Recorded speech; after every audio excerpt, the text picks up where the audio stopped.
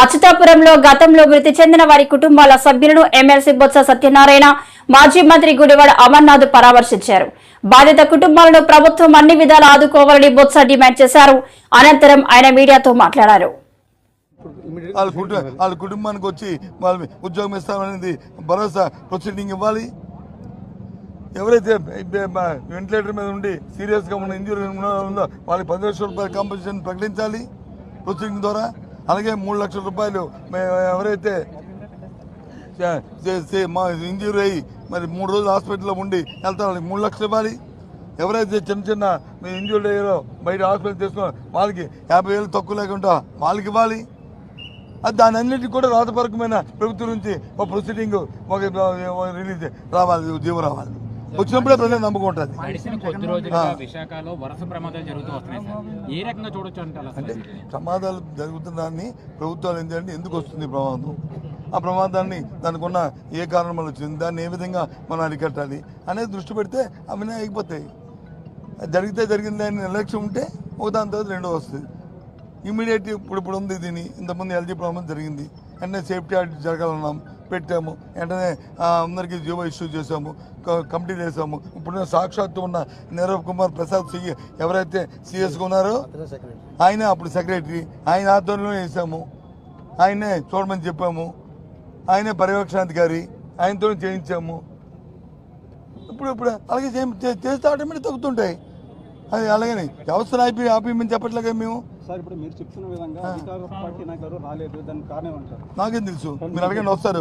తర్వాత ఇప్పుడు నేను అన్నాను కదా, ఇప్పుడు నేను అన్నాను కదా, వాళ్ళకి ఖాళీ లేక వాళ్ళకి వెళ్ళిన వాళ్ళకి నిర్లక్ష్యం. నిన్న జరిగిన ఎన్నికల్లో వాళ్ళకి వచ్చిన ఈ చూసి ఏ రకంగా తెచ్చుకున్నారు అవి చూసి వాళ్ళకి వచ్చి ఎక్కడున్న వచ్చి అక్కడ లేవు అని నేను అనుకుంటాను. Maybe wrong or right. లేకపోతే ఎవడో నవ్వుతాడండి సామాన్యుడు ఇక్కడ వచ్చి చూడకపోతే. ఇది మానవత్వం ఎవడో చేయాలి కదండి. ప్రభుత్వంలోనే ప్రభుత్వం లేకపోయినా నేను ఇప్పుడు అక్కడికి వెళ్దాం అనుకున్నాను. ఎక్కడికి ఇప్పుడు మేము అందరం కలిసి మా నాయకులు అందరం కలిసి వెళ్దాం అనుకున్నాం. పోలీసులు అడిగాను, లేదండి ముఖ్యమంత్రి గారు వస్తున్నారు, దాంట్లో మనం కాంట్రవర్సీ ఉండకూడదు, వాళ్ళు వెళ్తున్నప్పుడు వచ్చి పోలీసు దానికి సెక్యూరిటీ వ్యవహారం ఉంటాయని. సరే వాళ్ళు వెళ్ళిన తర్వాత వస్తామని చెప్పాము. అంత ఉందాక పరిస్థితి. అందుకే నో అని అనలే కదండి. అది సాంప్రదాయం. అది పద్ధతులు ఎవరు దేనివల్ల వ్యవస్థకి ఏది జరిగినా వ్యవస్థకి నష్టం జరగకూడదు. వ్యవస్థను కాపాడుకొని చేయాలి, ప్రజలకు నమ్మకం కలగాలి. పర్వాలేదు, ఈ వ్యవస్థ ఈ ప్రభుత్వాలు ఉన్నాయి, పర్వాలేదు. ప్రభుత్వం అంటే వ్యవస్థ మీద నమ్మకం పోతే ఎలాగా? అది పోయింది ఎడుపు. అది చూస్తే అది ఆత్మలు చూస్తే ఓకే.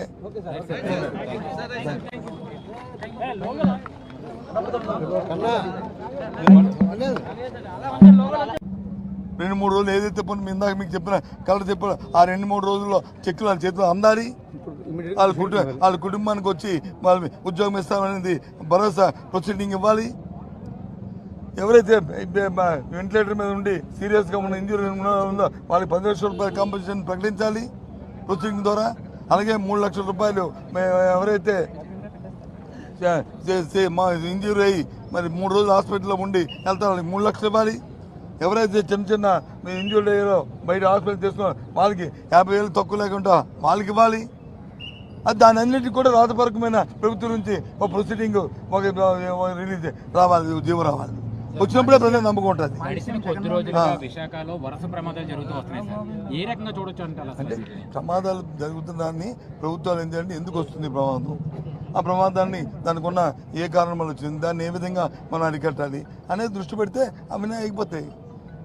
జరిగితే జరిగింది అని నిర్లక్ష్యం ఉంటే ఒక దాని తర్వాత రెండో వస్తుంది. ఇమీడియట్ ఇప్పుడు ఉంది దీని ఇంతకుముందు ఎల్జీ ప్రాబ్లం జరిగింది, వెంటనే సేఫ్టీ ఆడిట్ జరగాలన్నాం, పెట్టాము. వెంటనే అందరికీ జీవో ఇష్యూ చేసాము, కమిటీ చేసాము. ఇప్పుడు సాక్షాత్తు ఉన్న నీరవ్ కుమార్ ప్రసాద్ ఎవరైతే సిఎస్గా ఉన్నారో ఆయనే అప్పుడు సెక్రటరీ, ఆయన ఆధ్వర్యంలో వేసాము. ఆయనే చూడమని చెప్పాము, ఆయనే పర్యవేక్షణాధికారి, ఆయనతో చేయించాము.